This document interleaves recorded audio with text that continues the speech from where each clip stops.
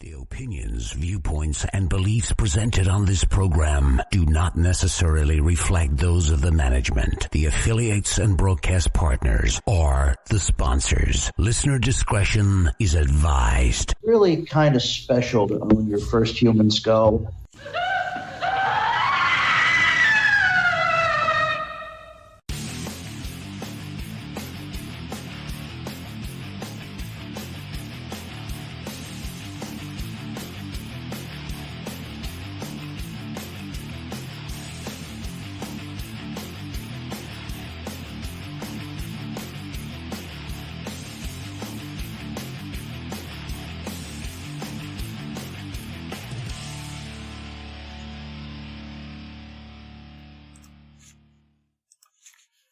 And good evening, everyone, and welcome to Scarefest Television. Original broadcast date is November 8th, 2019. If you read the sheet of paper, it'll work better. There we go. Everybody, okay, tonight my guest is Mr. Phil Summers. He is known as, right now because of his Facebook banner, the Ghost Theorist. So we're just going to do some real inside baseball bullshit for you all. I do, and Chad Harlan is my co-host tonight. I usually introduce Chad. It's Chris Sutton that I never introduced before the show. But Chad Harlan is my co-host tonight. He stepped up to the plate at the last minute. We have a giveaway tonight. I am giving away a book, Creepy Corners by author Carolyn Darty. She is an old friend of mine. She wrote this. The book is several years old, but it's about paranormal investigating, but it's not out of date because it's all about skepticism and how to process information and how not to jump to conclusions. And it's something every ghost hunter really should read. It's basically a collection of blogs that she used to write. And, I love Carolyn and I love this book. And I think, yes, it's autographed by the author. So we got a real prize there. We'll be giving that away about the 30-minute mark on Facebook, on the main Facebook page, not the group, the actual business page. I have figured out how to do that tonight, where maybe people can figure out what the hell is going on. Late in the show, we will have our horror short for the night, Dinner Date, written and directed by Gary Lobstein. And I want to tell you all, this is a really good short. This one is funny. It's well done. It's got just enough grossness in it to freak you the hell out. It's really a great one. And the other thing I just want to throw out there, for the first time since Scarefest, I can actually hear myself speak. My cold and sinuses have cleared up. So I have no excuses tonight to, if I butcher a word or sneeze or anything. So that's pretty much what I got. I got all that in. We got some more stuff we'll talk about later in the show. But now let's get on to our guest, Mr. Phil Summers. Now, as a matter of introduction, everyone, Phil was actually, he was a frequenter at the same website that I was a frequenter at, a discussion website. And so we kind of met. I was very, very early in my paranormal career. I'll put it that way. There was when I still gave a rat's ass what other people thought. So I was trying to learn. I was there to learn. Phil was there, and for some reason, I guess looking at you now, Phil, you must have been like 14. I had no idea. That was before the day of Facebook and live video. I had no podcast then. That tells you how long ago it was. I was not even a podcaster when we first met. Anita says, though, that I did interview you once on Paranormal Filler. Do you remember that? I do not remember that, actually. Ha! Was that on Blog Talk Radio? Yeah, it would have been. It would have been on Blog Talk Radio. That would have been back in the... Blog Talk. Yeah, that would have been years ago when I was at Live Paranormal, probably. Anyway. Yes. That's when I did a Paranormal High Voltage Radio a while back. That was like back in 2008 So in other words, Rob Sarek probably set it up because you had another show on the network. And he that's what he did to me all the time. He said, interview this guy. He's got a show. So anyway, it doesn't matter, people. Phil got to experience the ride that was It's Haunted, and the discussion and the failure of what happens when you get people in under the umbrella of Paranormal Unity. So Yes. Yes, I got to experience that, and as a matter of fact, I have a philosophy that I'd like to abide by. That if anybody talks about paranormal unity nowadays, I could guarantee you they were not into paranormal pre 2010 ish. And I know the exact date, January 18th, 2010. Okay, but now you're way ahead of me. I don't remember dates. I don't remember when all this went down, but I do remember what it was. Paranormal Unity, and I still now this is my thing about Paranormal Unity. I'm not against Paranormal Unity, but my experience has been we all want Paranormal Unity as long as you pretty much agree with what we say.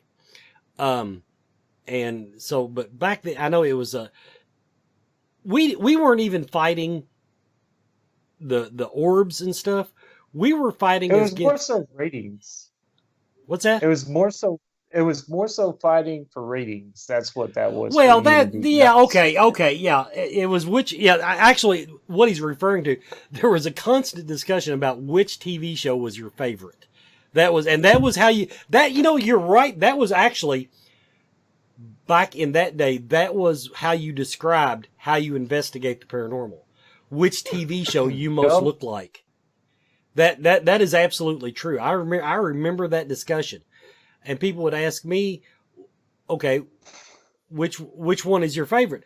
Now, as far as my investigating style, I was pretty upfront about it. I was more of a ghost hunters type guy. I went in and it was all, pretty much, but at the same time, I did a little bit of the ghost adventures, not in the provoking part, but the one thing I always liked about that show, and I haven't watched it for years, but There's storylines. well, my thing was I liked the way they would throw anything and see if it would stick. If somebody walked up to them with 2 coat hangers, shoved it up a rat's ass and plugged into a wall socket and told them it would record a ghost, they'd give it at least a try. And then make it entertaining. That's Yeah, why they're millionaires. Yeah, they lost me when they tried to trap the ghost one Halloween. They had this big cage and I remember that. and it was hooked to like a Tesla coil, and it was ugly. That's all I can say. It was ugly. Oh, good old TALA. Yeah, but so that's kind of when I tuned out. But anyway, but they tried. They tried it. But we're not here to talk about paranormal TV. We're here to find out what the ghost theorists. We're just going to start right off the bat. The official question is, what are ghosts? What are we experiencing when we go out in the paranormal field? Let's start at the 5th grade level and we'll work our way up. Now, when we start at the 5th grade level, what do we use constantly in paranormal investigations? Flashlights? I mean, if you use flashlights, I mean, why do you turn off lights? Okay. Turn off- Oh, see, I'm going to enjoy this. You said, what do we? I thought you meant as group think. Personally, you leave it up to me. I'm going to take a pad and paper and a pair of dowsing rods. Now, that being said, we use EMF meters. That's the go-to thing. You said it right there. That's the big thing. EMF, electromagnetic frequencies or field. Right. To be exact. So is that your answer? That's what ghosts are? This random EMF, EM fields? No. I guess the question, I don't want to know. Well, let's not get in. We talked about this a little bit, a week or two ago. I don't want to get into yet the physics of it. I want to know, Yes, yeah. I want to know, in your experience thus far, are we experiencing something that is along the lines of we'll call it the soul and use the word very loosely, soul or spirit of a dead person? Does that fall into your research? No, it depends on the person who I'm talking to. Say, for example, if I'm talking to a very religious person, I will break it down into a soul aspect. Mm-hmm. But if I'm talking to a guy that has a PhD in physics, I will start breaking it down into energy. And everybody stops there at energy. But they don't break down energy any further down to energy. Like energy there's so many aspects of energy. Well, not many, but there's let me count, 26, 27. Well, I was types going to of say, energy. I was going to say, I know the one thing I tried to do when I was active in the field was actually memorize the electromagnetic spectrum. Because when you're out and this was mostly just to know how my damn camera worked. Well, actually because the camera just sits on top of the EM detector, et cetera, et cetera. But, so does the energy that we're dealing with, pretend you have somebody with a PhD, not me, but a PhD. Are we still dealing with what we would commonly call the EM spectrum? Yes, I'll tell you why. Because what is our planet surrounded by? Space. Well, not only space, but what are we protected by? Atmosphere. Solar energy, not atmosphere, but an electromagnetic field surrounding the whole entire planet. You're right. The ionosphere and all that stuff, the magnetic field surrounds the Earth, protects us from all the bullshit that the universe throws at us from outside. Right. So now, now take that thought forward. When we walk into a building and we encounter a ghost, and I'm using air quotes, when we encounter something we perceive to be a ghost, what are we experiencing based on your research? Based on my research and dealing with electromagnetic fields and electromagnetism, magnetism. I got one on you. Magnetism. Magnetism. Electromagnetism. So, based on my research into those studies, what we are dealing with is a interaction between matter particles and force particles. So you have to understand that whenever we see a ghost, like say, for example, we see an apparition, we are dealing with an interaction, not those particular matter particles or the force particles. We are dealing with what's called force carrier particles. Does that make sense? Actually, it does. I think now, to dumb that down to my level, I think you just said most of the things we experience in the paranormal field are the result of that world interacting with our world. Exactly, but it's not that world. Yeah, it is. For my reading level, it really is, dude. The reason I say that is I feel like to get the thought I understand the thought process, but I still think because we're dealing with something that is not innately natural to us. In other words, I think that's why our hair stands up on the back of our head. It's our body's going, nah, I don't like that. That's why I make that division. I realize we're all part of one big happy unicorn fart universe, but at the same time, I like black and white. Chad, I'm gonna kick it over to you for a couple questions before the commercial break. Okay, thank you. It's good to meet you, Phil. Yes, sir. It's good to meet you too, Chad. So, kind of expanding on that, if it's an interaction of energy and particles, how do we get responses on EVPs and things like that? How does that fit into your theory? Okay, good question. Well, if we break down the types of energy, there's what's called sound energy. Sound energy works on waves, just like everything else when it comes to energy. When energy works on waves, just like the waves you see on the beach. So what happens is these waves bounce off of the environment. Say, for example, if you are let's say we're in a big insane asylum. Okay, there's echoes all over the place, right? Whenever we get an EVP, those echoes are basically still bouncing around that environment. And whenever we use a digital voice recorder, a very sensitive one, in fact, we can capture those long range frequencies that have been traveling around that environment for so long that our ears can't pick them up, but a really good dynamic range mic can. So essentially latent energy. Well, essentially what we're dealing with when we're dealing with EVPs are we are dealing with sound wave frequencies that are traveling through a specific environment. And these waves are bouncing around. And sometimes, okay, say for example, I'm in my room right now talking. Okay, if say for example, 50 years down the road, I take a digital voice recorder and I capture this conversation that we are having right now. So what that mic is going to capture is going to capture random frequencies bouncing around. Sometimes we may ask the right questions, okay? Sometimes right on the dot, we may ask a question that may pertain to a response that we think is a response, but it's actually something that's bounced off just at the right time we ask the question. Okay. I appreciate that. I think we're bumping up on a break, so Wes, we'll toss it back to you.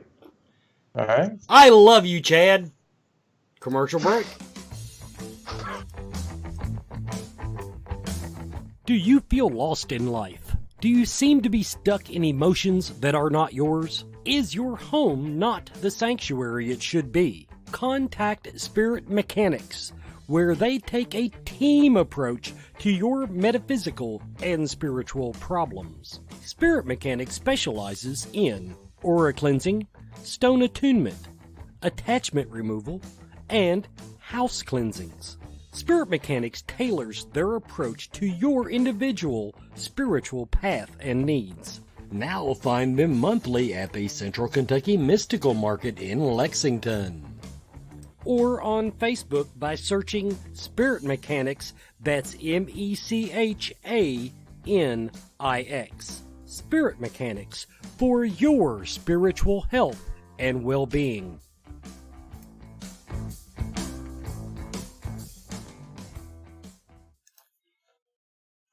Welcome back to Scarefest Television. I'm going to turn it back over to Chad here just real quick. The only thing I want to say before that, I just posted a banner on the Scarefest business page. That banner will be where, at the 30-minute mark, we pick some random phrase from the conversation to give away the book tonight. So, Chad, back over to you. Thank you, sir. So, we're talking about these residual energies, essentially, that we're picking up on recorders, for lack of a better idea. Is in your research and understanding, is there any consciousness to that, or is it really a random event we're picking up? Now, consciousness is what I would like to call a fifth form or force of nature that science has not really cottoned on to quite yet. Well, at least popular science, mainstream science. Well, you've seen shows like Stranger Things that deal with like things like MK Ultra and stuff like that, where physicists have been studying consciousness since like the 50s, I guess. Well, Russians, of course, but anyways, like they've been studying consciousness for a while now. And what they're trying to do is they're trying to see if consciousness has any form or action between our physical reality that we are dealing with. And it does. And whenever we go on a paranormal investigation, sometimes our consciousness, say, for example, if a psychic were to walk into a room, okay, their consciousness level or awakening, or say, for example, when it comes to consciousness, I like to equate it to a bodybuilder working out a muscle. Okay, we have what's called the pineal gland in the center of our brain, right in the front of our brain, and basically that's just like a muscle, just like any other muscle in our body. And sometimes these psychics work on that muscle. And when they use that, their field, our bodies are natural electrical outlets anyway. Our brains are computers. So with that aspect of it, sometimes psychics produce more energy surrounding their bodies in their physical form than some other people. So what happens is these types of particles may get trapped slower. So that's why they're able to see them physically with their own mind more so than somebody who is not a psychic. Okay. So they're just more sensitive to the residual energies that are there, so they can Exactly. So instead they can of pick up. I was going to say, instead of picking up, interacting with actual consciousness, they're interacting with the prior energies that were there, so they're Right. just receptive to that energy. Okay. Now, how does this fit into the idea of apparitions that some people see? Now, when you talk about apparitions, what happens is, like as I was saying earlier, is these force particles, which are energy, interact with these matter particles, say, for example, oxygen in the air, any type of, any kind of element in the air that's surrounding it or whatever it bumps into, okay?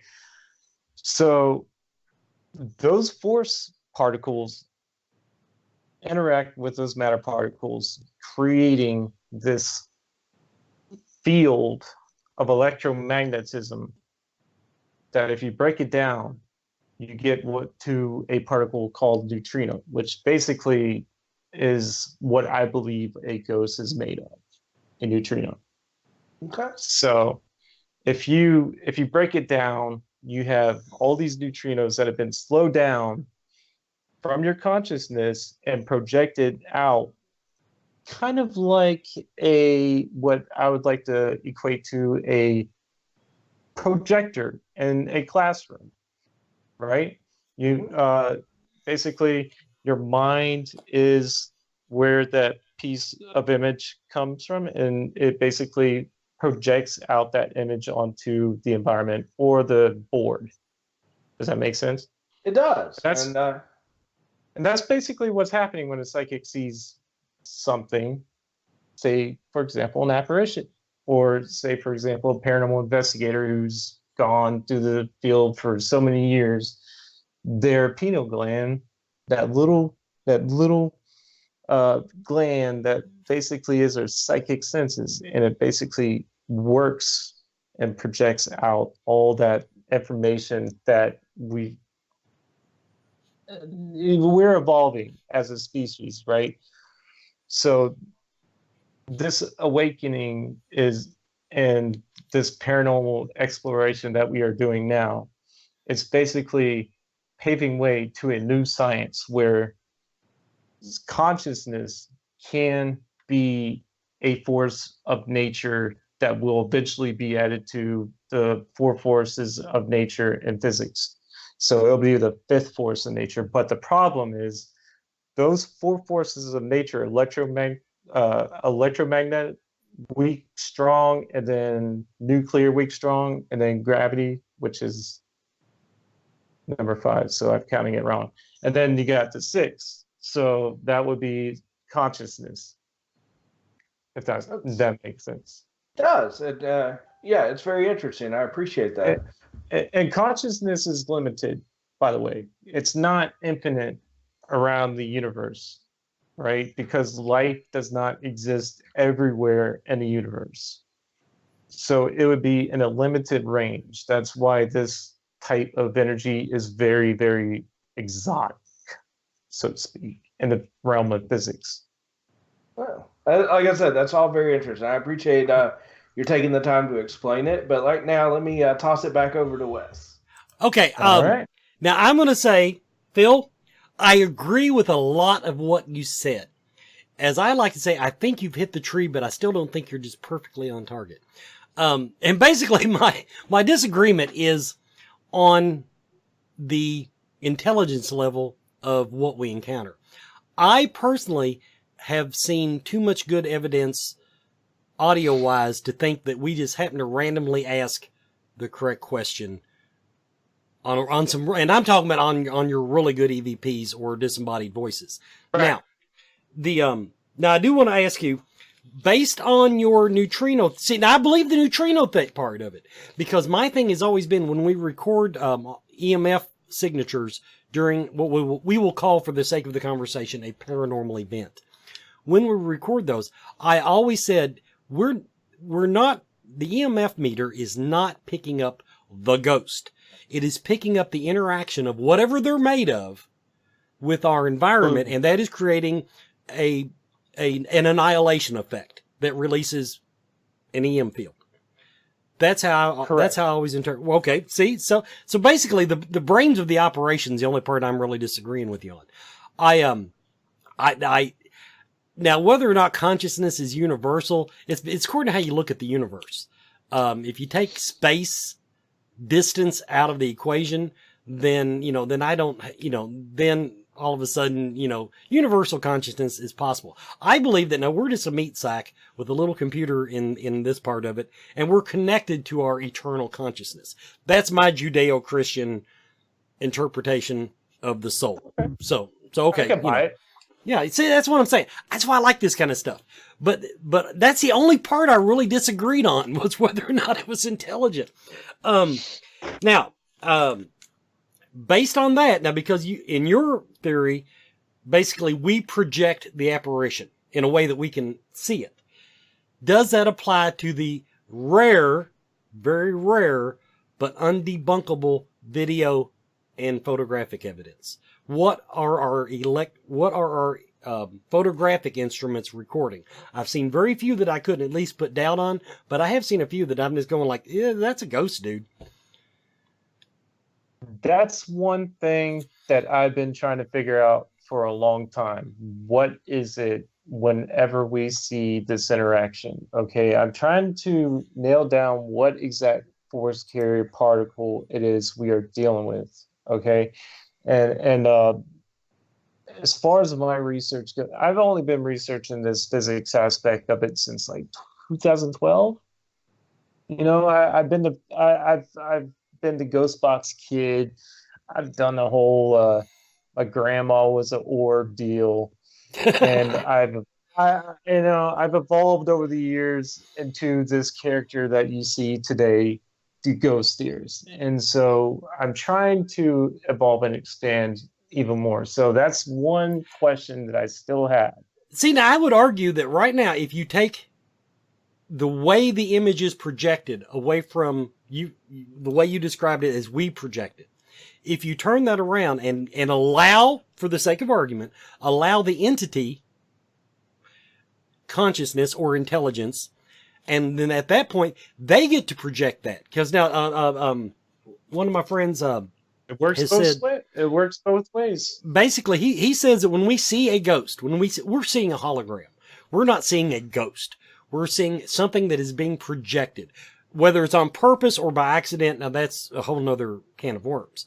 But that in other words, your neutrino idea falls into that, as long as I'm allowed to shift it around into my little box of thinking. Because I do believe that entities are intelligent, for the most part.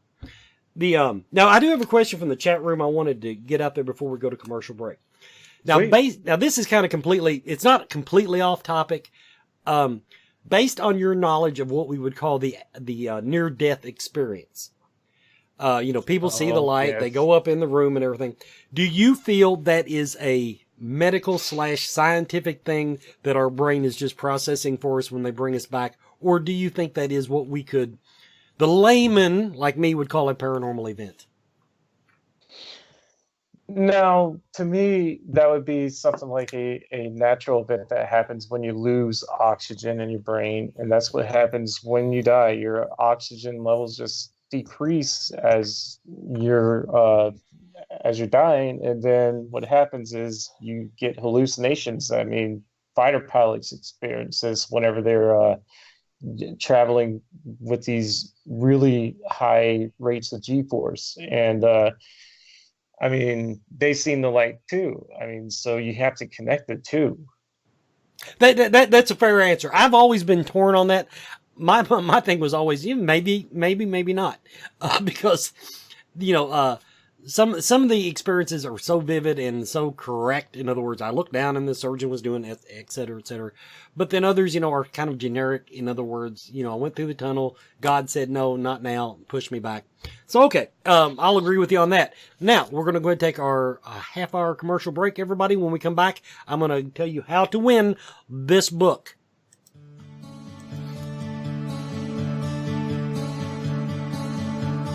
Akashic Awareness is a metaphysical healing and learning center unlike any other. A large selection of crystals, gems, and minerals greet you as you walk in the door, but from that point onward, the journey is yours. They offer a great selection of metaphysical tools, state-of-the-art holistic healing, with classes and lectures scheduled throughout the month. Akashic Awareness is open Tuesday through Saturday, noon until 6:30, 7 on Friday and Saturday. Visit their website for a current calendar of their almost daily special events and guests at akashicawareness.com. And while you are there, be sure to join their email list to stay current. Akashic Awareness, 328 Sycamore Street, Elizabethtown, Kentucky.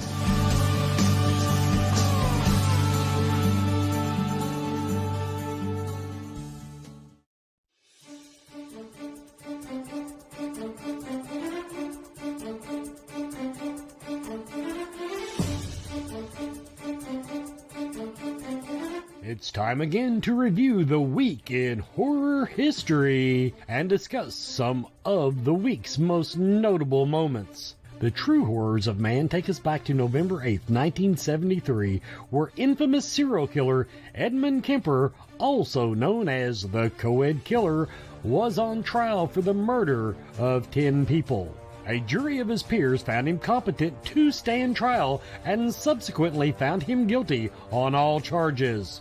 Edmund asked for the death penalty and requested death by torture, but instead was given a life sentence for each murder and was sent to a California prison where he remains today.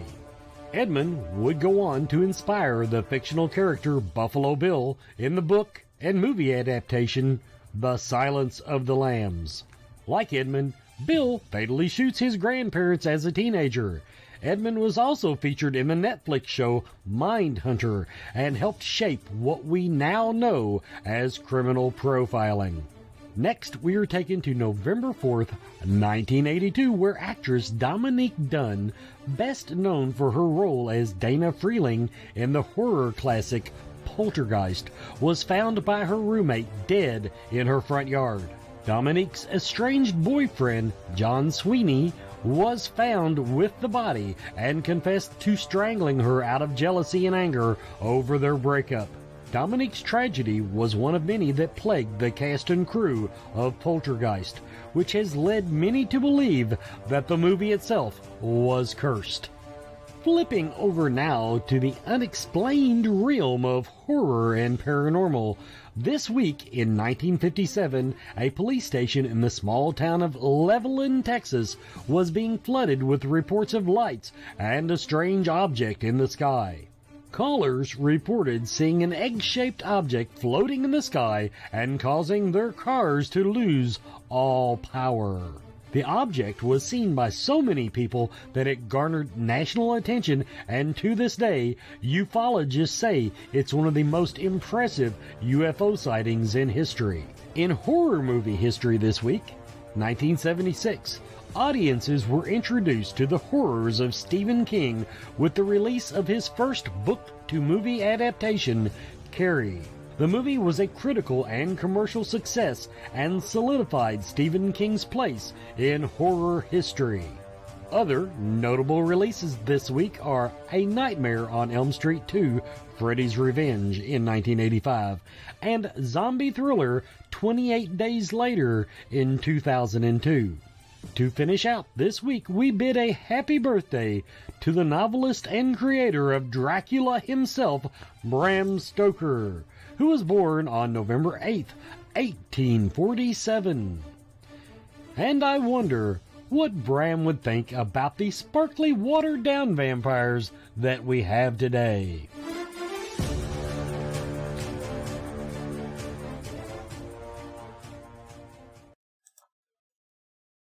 And welcome back, everybody, to Scarefest Television. We've got a few more minutes with our guest, Phil Summers. I have one more question. I'm going to flip it over to Chad to take us up to the break. Oh, yeah, I got to do the book. Under the banner on Scarefest Facebook page, the Scarefest Facebook page, not a group page, the actual business page.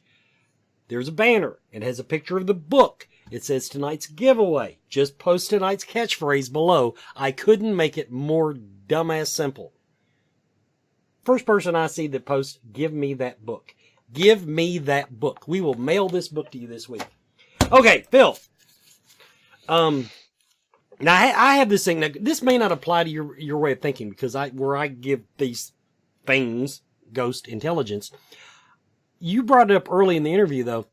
I've always wondered if on that side of the veil, in the world as they see it, that they experience sound.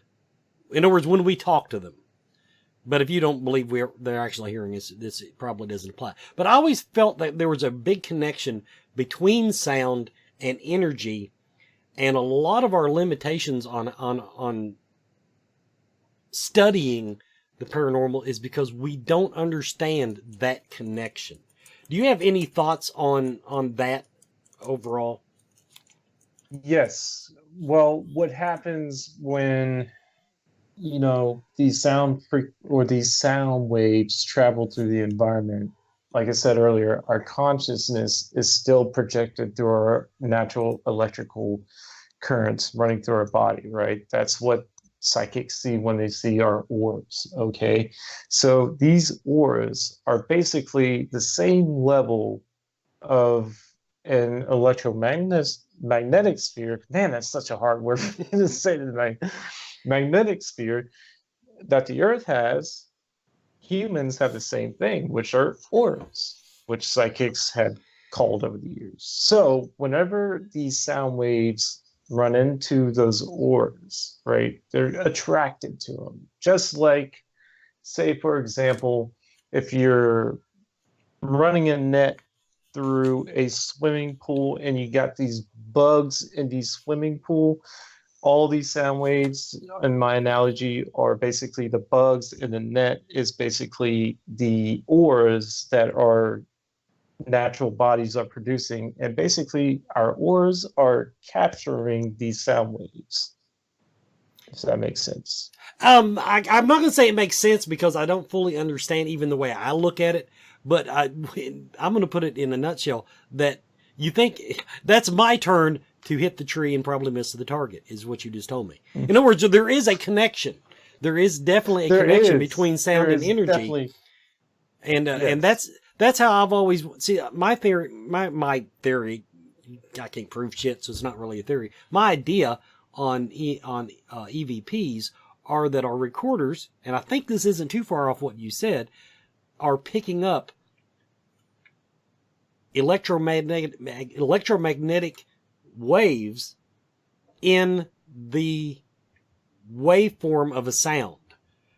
In other words, we're hearing energy when we get a true EVP.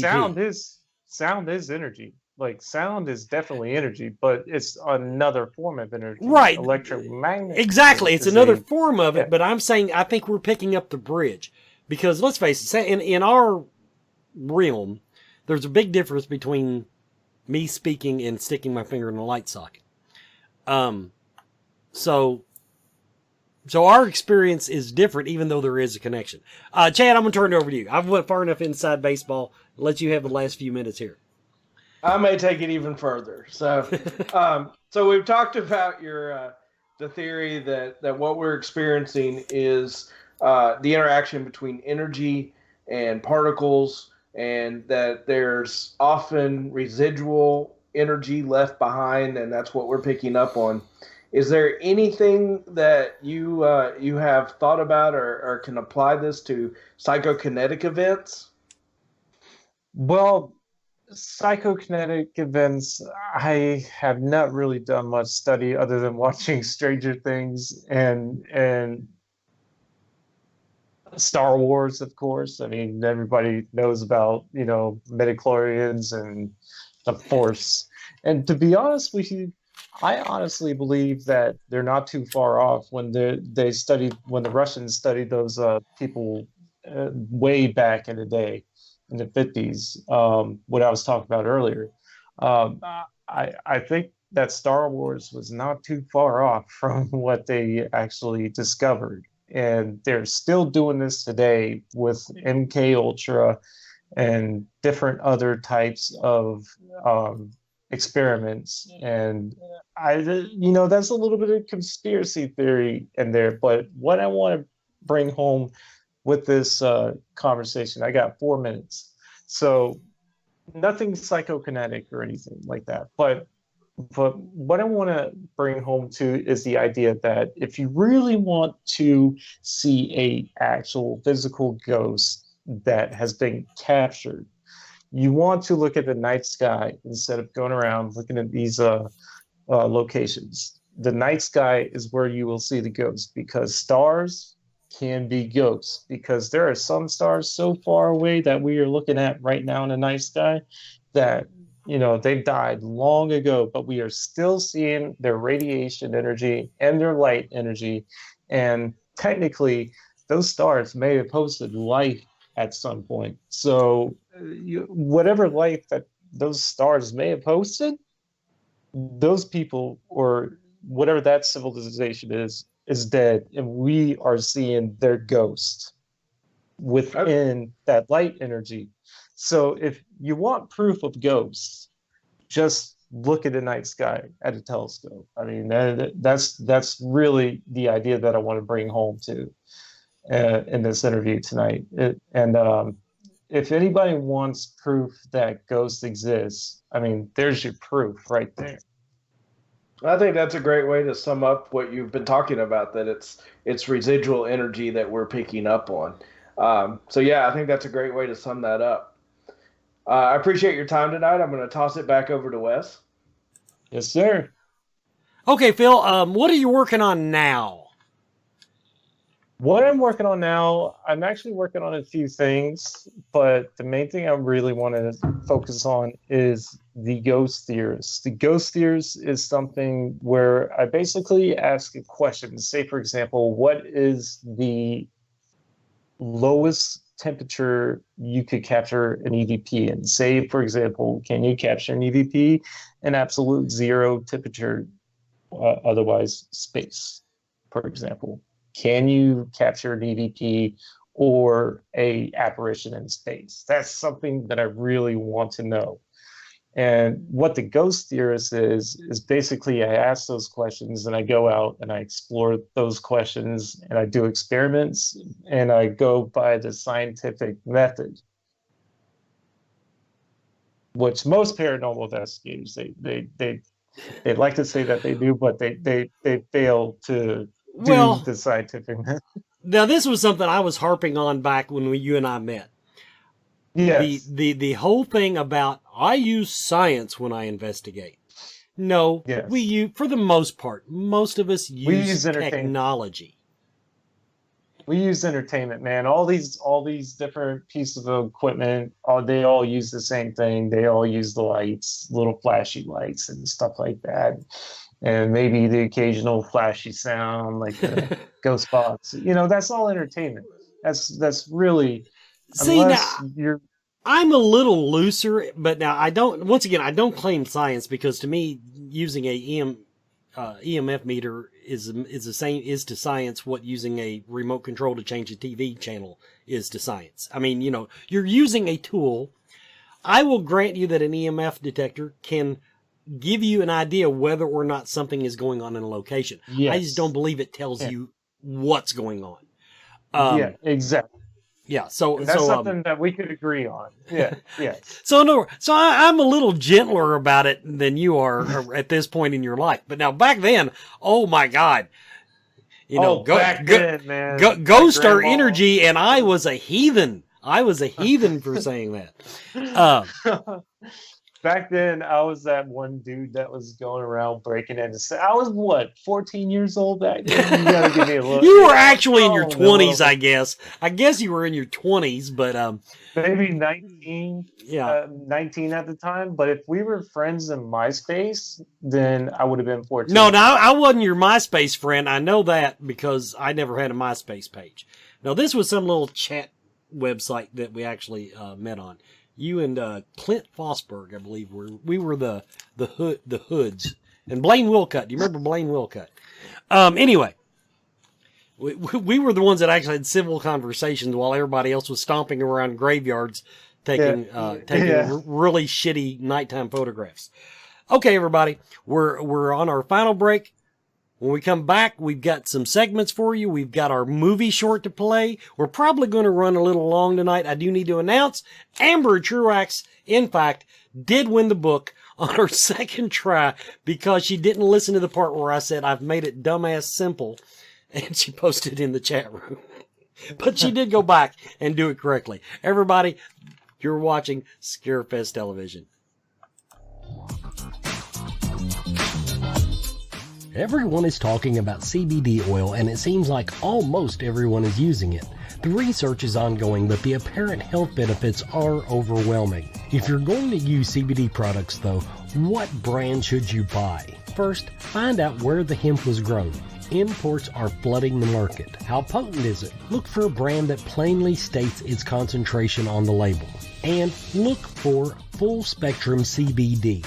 This means the oil contains CBD and all the other cannabinoids, terpenes, and nutrients that are found in the entire cannabis plant. Look for Blue Leaf CBD oil. Blue Leaf Naturals is a Kentucky proud company. They use only Kentucky-grown hemp, supporting Kentucky farmers and businesses. Visit their website at blueleafcbd.com now and use the code SMILE at checkout for free shipping.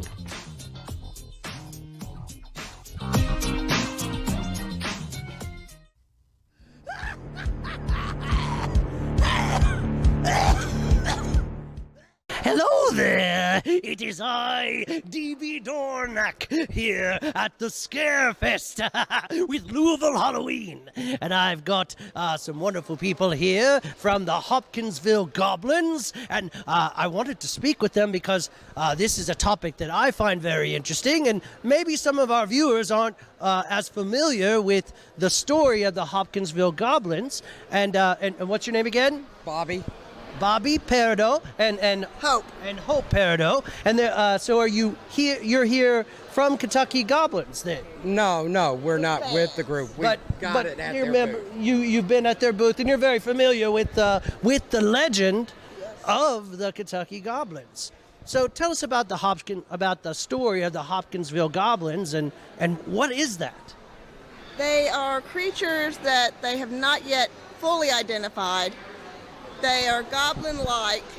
They are very mysterious and very scary.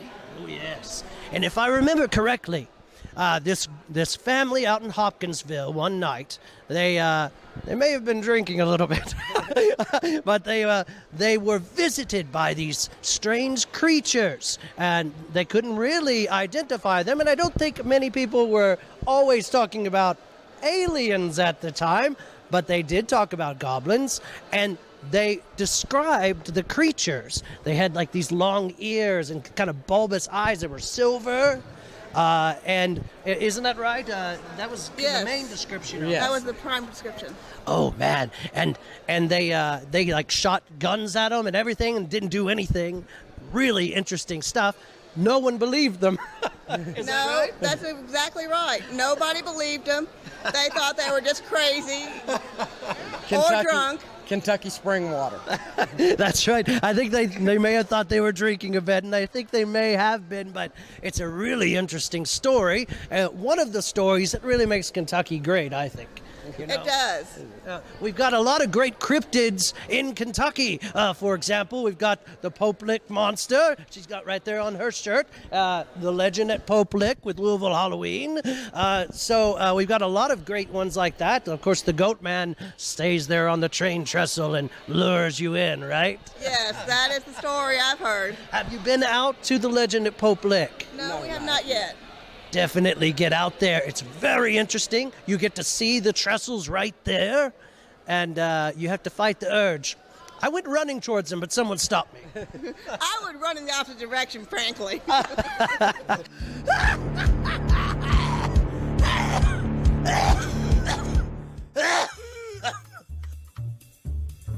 Hey, Scarefest fans. This is Joe Lewis back for another week. My review today, unfortunately, is not a good movie. And it comes from someone whom I respect quite a bit, the guy named Rob Zombie. In the early 2000s, I was living in Moorhead, working for Moorhead State University, and I drove to Lexington to see this, and I loved it. Critics hated it, but I thought it was amazing. I wanted to see it twice. Then he made a sequel, and the sequel became what I consider a modern-day classic, starring Sid Haig, Sherry Moon Zombie, Bill Moseley. Sid Haig, rest in peace. He was a fantastic character actor. Bill Moseley's a fantastic actor. Sherry Moon probably doesn't get the credit she deserves. I even like this, the Halloween remake. Every movie he's made, whether it be Lords of Salem, 31, no matter the budget, World of El Super Beasto, which I'm not crazy about, I can say he has a distinct vision. I was a fan of his music, and I was a fan of his movies. But unfortunately, 3 from Hell is awful. And I'll tell you why. It lacks vision. I know Sid Haig was sick, only got to do one scene. It's one of the better scenes in the movie. I'll give him that. But there's no vision. A lot of people, they complain that it's just derivative or basically a remake of The Devil's Rejects. It is to a certain extent, but it's not even that. It's an echo of his former self. I don't particularly understand why he made it. It doesn't have a vision to it. It doesn't have a distinct voice. Richard Brake basically takes over as the Sid Haig part, and you don't give him a lot to do. He plays Otis's half-brother, and he's a great actor. He's wonderful in 31, but there's not much for him to do in this. Danny Trejo has a cameo. Clint Howard has a cameo. We see some of the other folks that we've come to see Rob Zombie movies, but I can't recommend it. Now, if you're a Rob Zombie fan, if you're a Devil's Rejects fan, you've probably already seen it. However, if you're not a Rob Zombie fan, skip 3 from Hell. It's not a good movie. It made me so mad, and it's not that it's just terrible. I just expect so much more. So when he's brilliant or when he's brave, whether he hits the mark or not, I like it. I like distinct voices. I like difference. I like people who have different visions. There's no vision in 3 from Hell. I'd love to ask him what he thought he was doing, because I don't know that it comes across. This has been Joe Lewis of Bonehead Weekly. Thank you so much, Scarefest.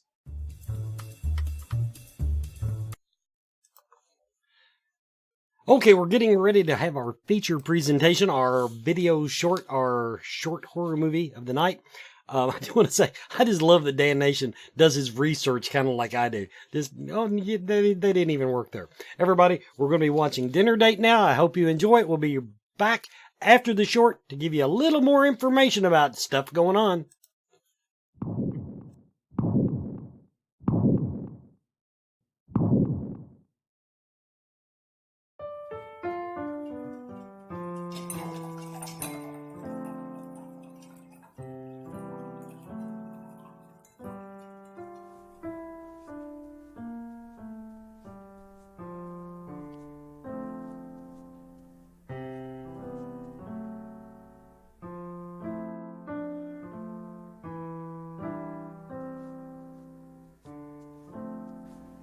You must be Stella. I am. Albert? Indeed. It is such a pleasure to finally meet you. And you know, Stella, I must tell you, your profile picture doesn't do you any justice. Thank you very much. You know, I am so glad we're doing this. It's so difficult to find someone who shares the same interests, especially when it comes to food. Oh, I couldn't agree more. My husband, rest his soul, never shared many of my interests. In the end, there was a lot I found out about him that I couldn't stomach. I hear you. Oh, I've been through a number of short-term relationships that just didn't make the cut. Last one left a particularly bad taste in my mouth, but you know what? We're not going to talk about the past tonight. Let's just take our time and enjoy each other's company, shall we? Good evening, and welcome to Jeffrey's. I will be taking care of you this evening. Would either of you care for a glass of our house wine? Wine? Love some.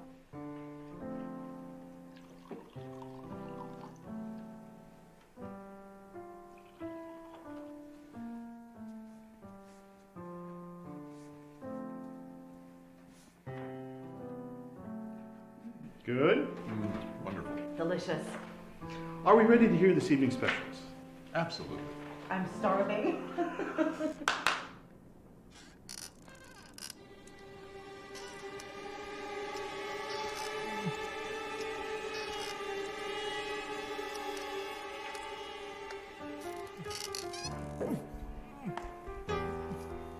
Tonight, our chef is preparing two excellent dishes.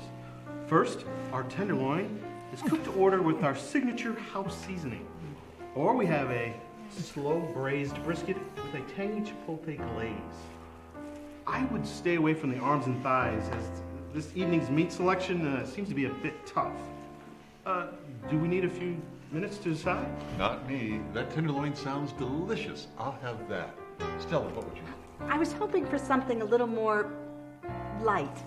Do you have something perhaps younger? I could see who else we have in back. Stella, tonight's a special night. Why don't you just order whatever you want? Would Madame care for a sample?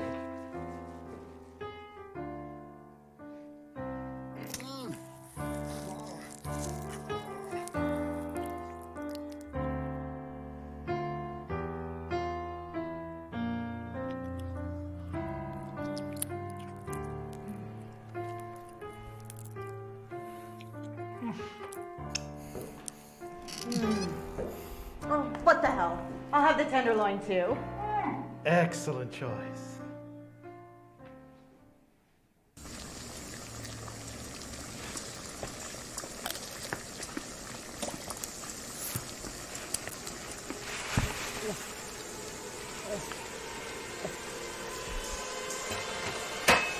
Order up. Bon appetit.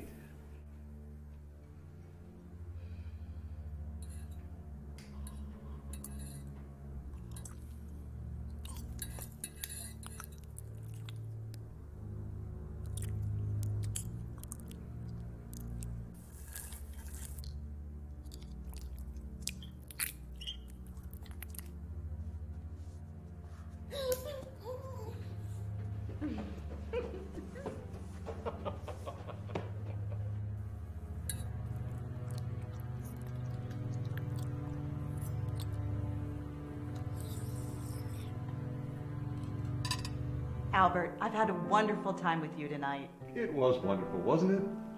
We need to do this again sometime. Do you like Chinese? Who doesn't? They're delicious. I hope you saved room for dessert.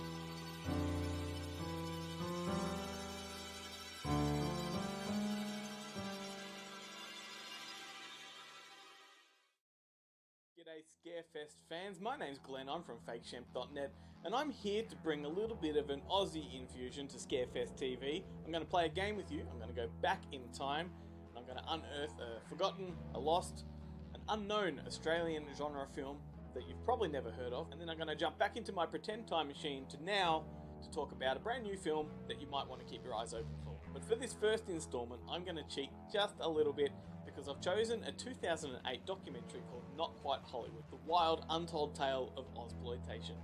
Now the reason I've chosen this one is because it's an encyclopedia of classic Aussie genre films. A lot of the films I'm going to be talking about through this series will be featured in this doco, and if you love all that's weird and wonderful about horror and genre and exploitation, this is a film for you. One thing that we need in the Australian film industry to make a bankable film, you need a bankable talent. And so we attract all kinds of Hollywood stars, A-listers, TV stars, people from Europe.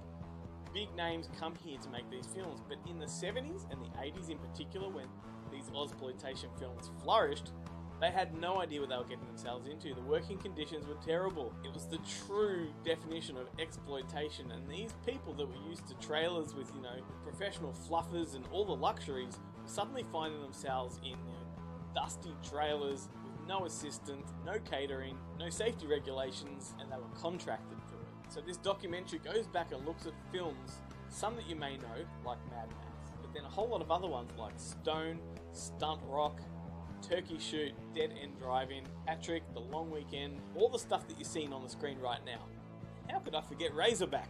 One of the best! But rather than go into detail, this is definitely one that you want to discover yourself. The doco features people like Quentin Tarantino, who actually coined the term Ozploitation himself, Jamie Lee Curtis, Stacey Keach, George Lazenby, Steve Railsback, George Miller, Dennis Hopper, and a whole bunch of others. Before I move on, I've got to say that Mark Hartley, the guy that made this documentary, he's made two more. It's kind of like a quasi-trilogy, if you will. The second one was called Machete Maidens Unleashed, which told the story of the American exploitation market heading to the Philippines and exploiting them. And then the other one was Electric Boogaloo, which told the story of Canon Films and the way they exploited people. I guess Mark loves exploitation, and don't we all? So now I'm just going to jump in my time machine and head back to 2019. And now I want to talk about a movie called Blood Vessel. This one premiered recently at Monster Fest here in Australia. Monster Fest, not a sponsor, and it's directed by a guy called Justin Dix. Now if you know that name, Justin Dix, that means you are a real die-hard horror fan.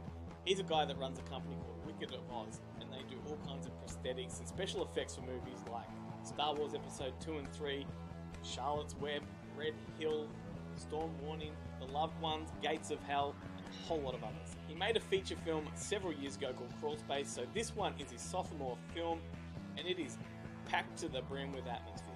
I absolutely love this one. Blood Vessel kind of cashes in on that whole Nazi subgenre that, everyone seems to be doing these days. Only this film doesn't actually have Nazis. It takes place during World War II, and it tells the story of a bunch of people that are stranded on a life raft after their hospital ship was torpedoed. And when they think they're on the last dying breath, there's no more rations, they're all starting to wither away.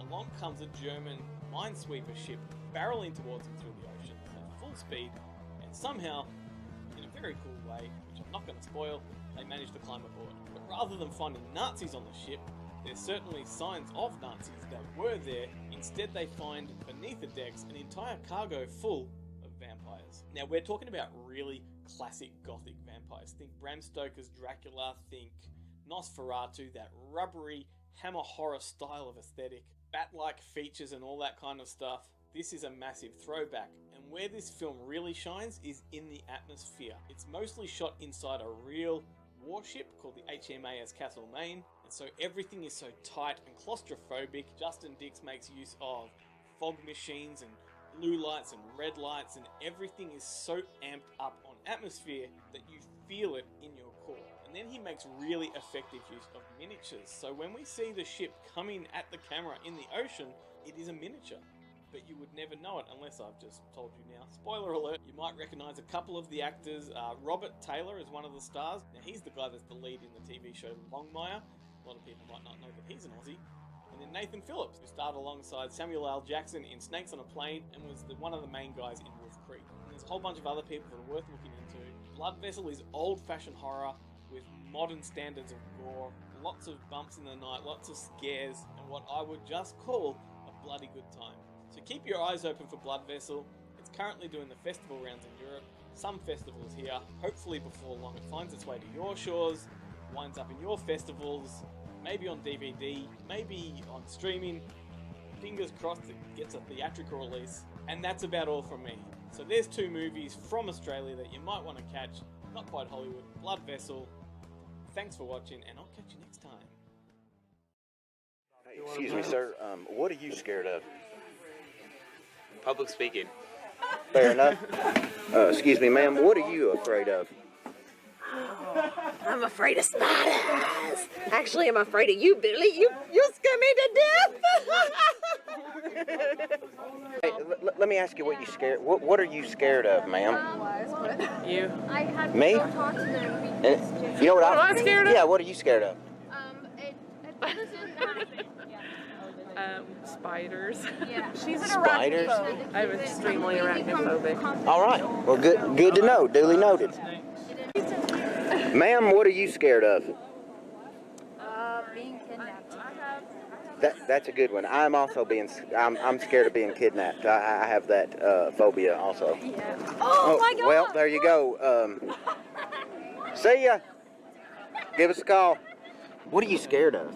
I have a fear of needles. If you want to get to the truth of it. How did you get through the tattoo, the Scarefest tattoo? If you're scared of needles. I'm not scared of those needles. I'm scared of doctor's needles. Ah, the doctor's needles. Gotcha. Okay. The syringes. Excuse me, sir. What are you scared of? You. I've heard that one before.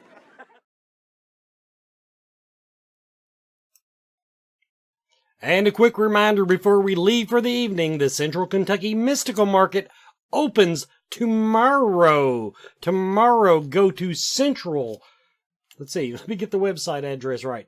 Central, KYMysticalMarket.com. Look them up on Facebook. Central Kentucky Mystical Market. Thanks everybody for watching.